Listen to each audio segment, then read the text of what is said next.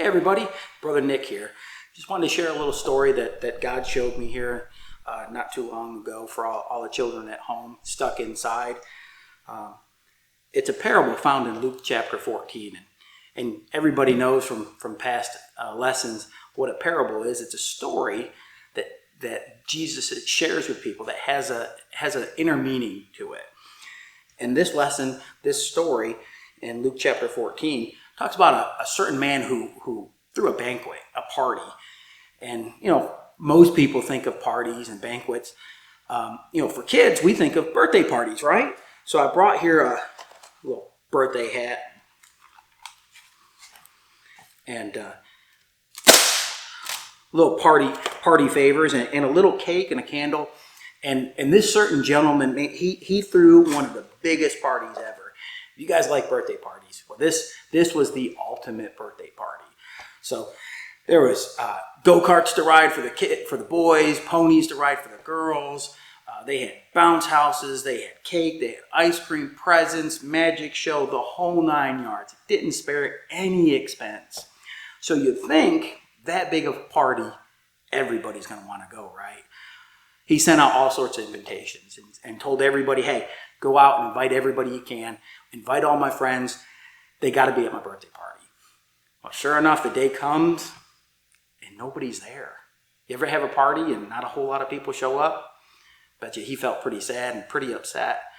Well, so his people went and looked and found the people that he invited and said, hey, how come you're not here? What's going on?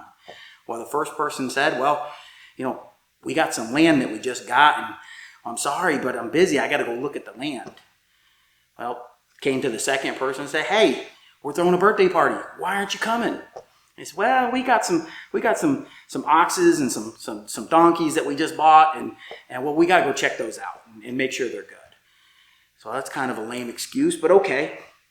Went to the last person and said, well, I got a wedding I got to go to. Uncle Joe's getting married. I got to be the ring bearer, and well, I got to be there. I can't say no. Well, have you ever had people not show up? Very upsetting, very, very sad, and didn't know what to do. Already spent all this money on this great birthday party and had the cake ready, had the ice cream ready, and nobody's there. So the Bible tells us that this certain young man said, okay, well, if my friends and my family aren't going to come, well, we're just going to invite everybody.